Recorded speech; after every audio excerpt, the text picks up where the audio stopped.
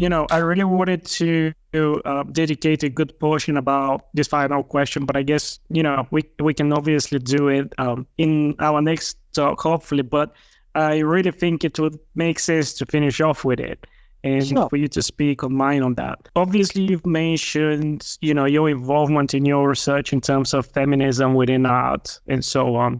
I've also read that you are currently researching something regarding this topic. I don't know if the information I read is old, but yeah. What can you tell me about that? Obviously, it's a very, as in many other spheres, obviously, not a very well presented team globally and commercially. So what are your thoughts on that, and how did you decide to go that route? Well, I think one of the things that I would go back to is, how does an individual see themselves in the picture? So maybe I'd take the example of my first book. Mm-hmm. Okay. So I wrote about an artist named Jean-Auguste Dominique Ingres. And he thought he was a history painter. He was.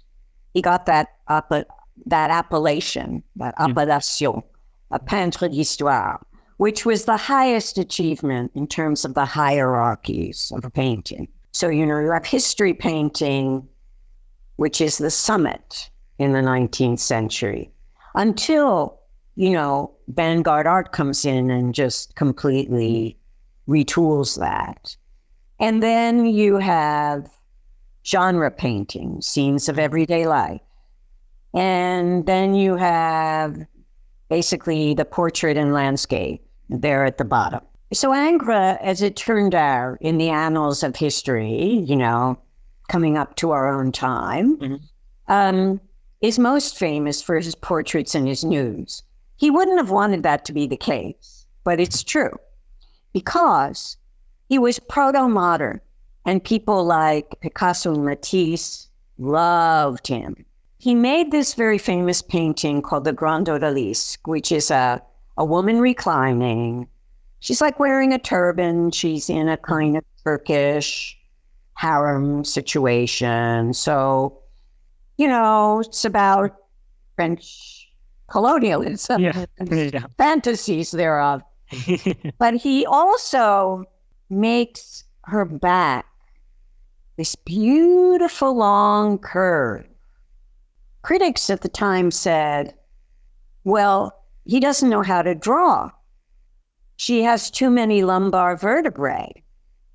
A real body could not possibly have that curve and have the head sort of, sitting on the torso vertically.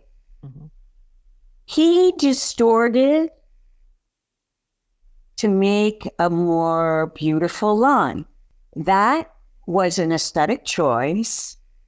And in his lifetime, people didn't really get that too much. But by the end of his career, he was such an important figure for the school of neoclassicism that they had to kind of turn a blind eye to all these distortions that he made. Okay.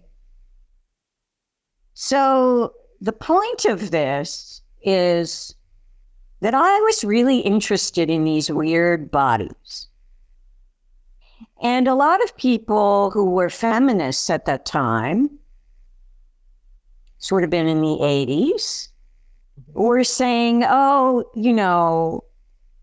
those paintings are horrible. He just objectifies women. He sensualizes women. And I kind of thought, well, actually, there's something quite interesting about these. They're kind of fluid. They're kind of, the contours are very clear, but what's inside the contours is it's moving. Mm-hmm. And so I decided to write about this. Anyway, I decided to look at a history painting and a portrait. And what else did I look at? some other things. Mm-hmm. But what I ended up doing was I ended up talking about things that people hadn't talked about before, that I could only talk about because I am who I am. And I happen to be a woman. I happen to occupy different positions as a woman. And so I wrote about the fact that this painting that I mentioned of a reclining female nude with a very weird body was actually commissioned by a woman. So if it's an objectified female body, why would she be doing that? So that was kind of a question, right? So I started talking about women who were in positions to commission paintings and who actually commissioned paintings of nudes and who were actually in competition with one another to have the coolest painting and to have the most important artist. So that was one chapter of my book. So I was talking about, something that I'd call female agency, like women actually can have power. They can have power as creators. They can have power as consumers. Well, people hadn't worked very much on that kind of thing at the time, right? So I'm talking about the ways in which my positionality, if you might call it that, as a woman who was interested in certain topics that weren't much discussed at the time, like it was a time when people were only beginning to talk about race, for example, or queerness, or ethnicity, or various kinds of difference. So from gender difference, I went to other kinds of difference, trying to put back into the history of art for the periods that I was studying some of the people who were actually very active, either as makers or consumers, who had not been talked about. So it's kind of like, well, yeah, Sonia Delaunay was a big deal in her own time, but then people forgot. They didn't really forget Robert Delaunay. So, I think that people are always trying to tell different stories so that they feel more a part history, so that they can see themselves and their ancestors in what we look at and what we talk about. And that is changing everything so dramatically. I think certainly in many parts of the world, the Western world, in particular, but maybe not only, about what we're seeing. Museums have completely changed the kinds of things they're exhibiting since Black Lives Matter, since that time in our history, where obviously there had been a lot of lead up to that, but then, you had George Floyd and you had other events around the world where there was just horrible violence. And we now begin to see people showing a more global perspective, and not to say that there wasn't a global perspective before, but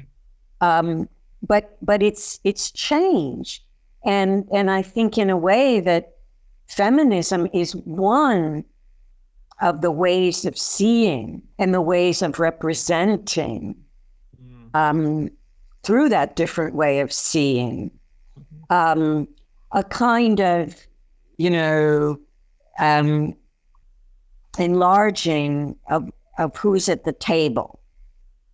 And I think, you know, my idea of who's at the table is like an infinitely expanded vision, you know. So I get a query from somebody I don't know in a country that I've never visited. You know, I'm like, wow, great. You know? Yeah. So that's the beginning of a long answer to that question. And I think as demographics also change, and you think about my role as a teacher or your role as a teacher, demographics change more rapidly in certain places than others, to be sure. But I can certainly say in my career, I've seen them change. And I had to find a different way of teaching Manet's Olympia than the way I was taught it as a student, because the language wasn't yet there. And that's a way in which we're all part of a system that depends on language. Visual artists, they are, you know, we say that artists are prescient. So the artists we've been talking about today, like Manet and Cezanne and Delaunay, are prescient, right? And that's why people don't understand. They have a language before we have it. And so do creative thinkers obviously have that, right? You know, we're always hoping to expand the discourse for those of us who are interested, enlarging how we see the world. Well, that's I guess there couldn't have been a better finish to the conversation than that.